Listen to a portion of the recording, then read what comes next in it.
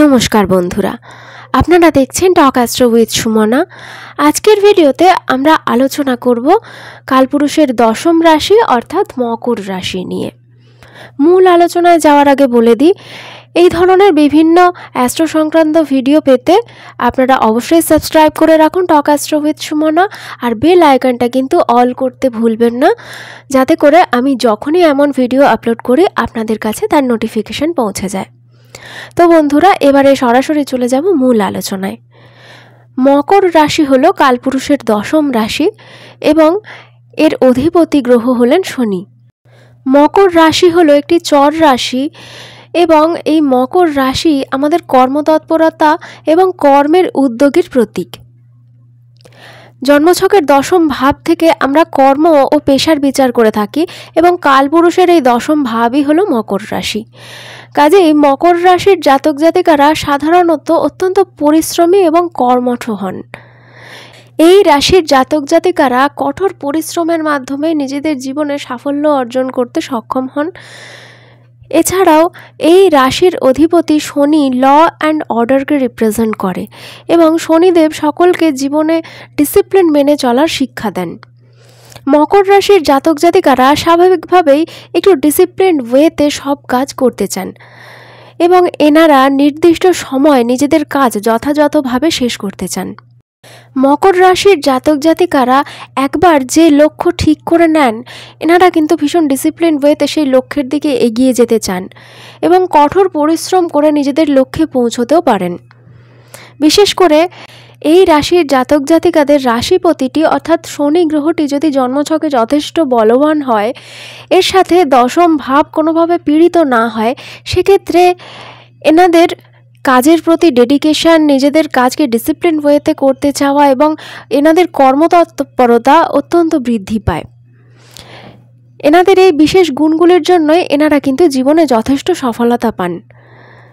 তবে এক্ষেত্রে একথাও ঠিক যে শনির প্রভাবে এনাদের জীবনে সাফল্য আসতে কিন্তু যথেষ্ট দেরি হয়। বিশেষ করে 30 বছর বয়সের পর এনাদের জীবনে সাফল্য আসে।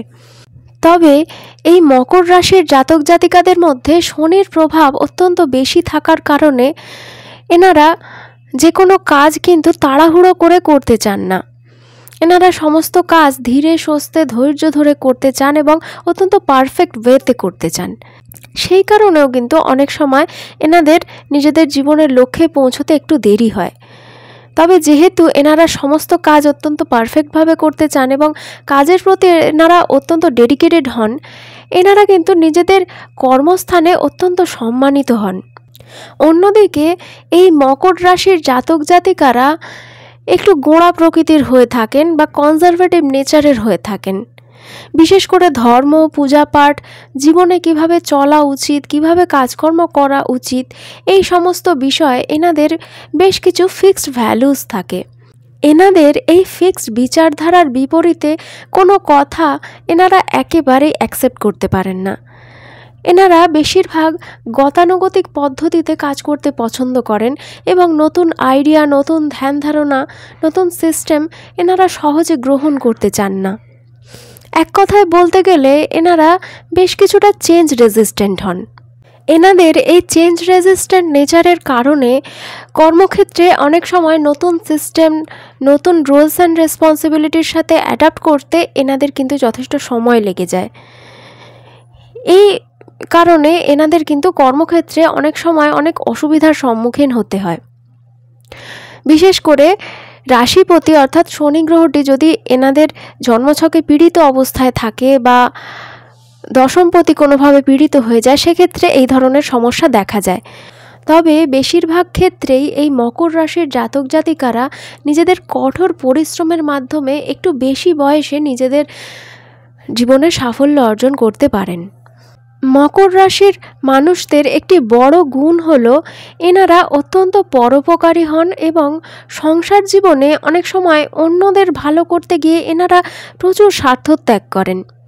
বিশেষ করে মকর রাশির মহিলারা বৈবাহিক জীবনে নিজেদের পার্টনার এবং পার্টনারের পরিবারের লোকজনদের ভালো রাখার জন্য অনেক স্বার্থত্যাগ করেন এবং সংসারে উন্নতি আনার জন্য এনারা প্রচুর পরিশ্রম করেন।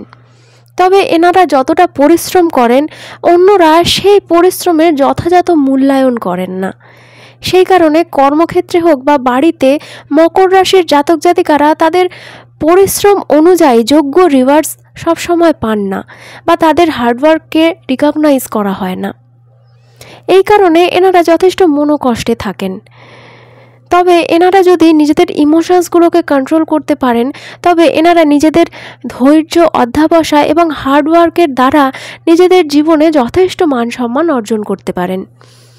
চন্দ্র রাশিকেই জন্ম রাশি বলে গণ্য করা হয়ে থাকে। মকর রাশির ক্ষেত্রে যেহেতু চন্দ্র মকর রাশিতে থাকে এবং মকর রাশির অধিপতি হলেন শনি, চন্দ্রের ওপর শনির প্রভাবের কারণে এই মানুষদের মধ্যে কিন্তু একটা বৈরাগ্যের ভাব সবসময় লক্ষ্য করা যায়। বিশেষ করে একটু বেশি বয়সের দিকে এনারা আধ্যাত্মিক জীবনযাপনের প্রতি যথেষ্ট আগ্রহ প্রকাশ করেন। শনি একটি বৈরাগ্যকারক গ্রহ এবং শনির রাশিতে চন্দ্রের অবস্থান হওয়ার কারণে সংসার জীবনের প্রতি একটা আসক্তিহীনতা, একটা বৈরাগ্যের মনোভাব অনেক সময় এই রাশির জাতক জাতিকাদের মধ্যে দেখা যায়। তবে এনারা নিজেদের আধ্যাত্মিক জীবনে কতটা অগ্রসর হতে পারবেন সেটা অনেকটাই নির্ভর করে জন্মছকে কেতু, বৃহস্পতি এবং অন্যান্য গ্রহের অবস্থানের উপর। এছাড়াও এক্ষেত্রে একথাও ঠিক যে সমস্ত মকর রাশির মানুষদের মধ্যেই এই বৈরাগ্যের ভাব দেখা যায় না, কারণ একটি মানুষের পার্সোনালিটি শুধুমাত্র রাশির ওপর নির্ভর করে না এবং রাশি ছাড়াও বিভিন্ন গ্রহের অবস্থান, লগ্নপতি এছাড়াও চন্দ্রের ওপর বিভিন্ন গ্রহের অ্যাসপেক্টস বিভিন্ন বিষয় একটি মানুষের চরিত্রকে কিন্তু প্রভাবিত করতে পারে। সেই কারণেই মকর রাশির সব মানুষের মধ্যে এই ভাব, বৈরাগ্যের ভাব কিন্তু সবসময় দেখা যায় না।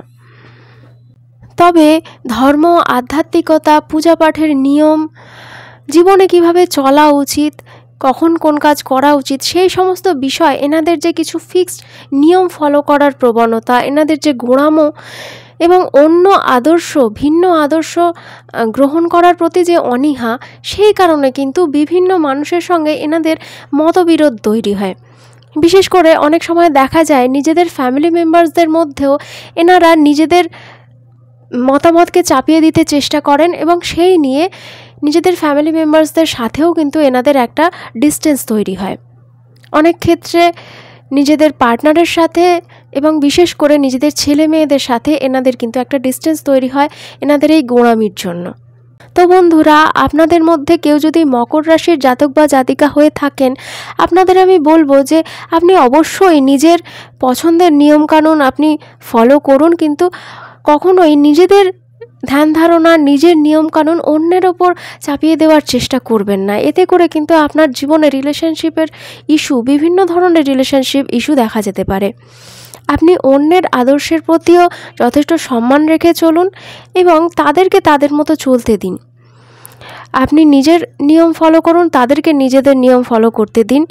এতে করে কিন্তু আপনার জীবন অনেক সুন্দর হবে, আপনার নিজের মানুষদের সাথে আপনার রিলেশনশিপ অনেক বেটার হবে। তো বন্ধুরা, আজকের আলোচনা এখানেই শেষ করব। ভিডিওটি যদি ভালো লেগে থাকে তাহলে অবশ্যই একটি লাইক দেবেন আর ভিডিওটি আপনার ফ্রেন্ডস আর ফ্যামিলি মেম্বার্সদের সাথে অবশ্যই শেয়ার করবেন, যাতে করে তাদের মধ্যে যদি কেউ মকর রাশির জাতক বা জাতিকা থেকে থাকেন তারা নিজেদের বিশেষ গুণগুলি সম্পর্কে, নিজেদের গোপন ক্ষমতাগুলি সম্পর্কে জানতে পারেন এবং সেগুলোকে ইউটিলাইজ করে নিজেদের জীবনে সাফল্য অর্জন করতে পারেন। এছাড়াও এই ভিডিওটির মাধ্যমে মকর রাশির জাতক জাতিকারা নিজেদের দুর্বলতাগুলির বিষয়েও জানতে পারবেন এবং নিজেদের জীবনে যথাযথ চেঞ্জেস এনে এনারা কিন্তু জীবনে সাফল্য অর্জন করতে পারবেন।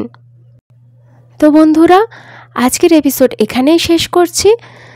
আবারও কথা হবে পরের এপিসোডে। ততদিন পর্যন্ত আপনারা ভালো থাকুন, সুস্থ থাকুন আর আজকের ভিডিওটি শেষ অবধি দেখার জন্য আপনাদের সবাইকে ধন্যবাদ।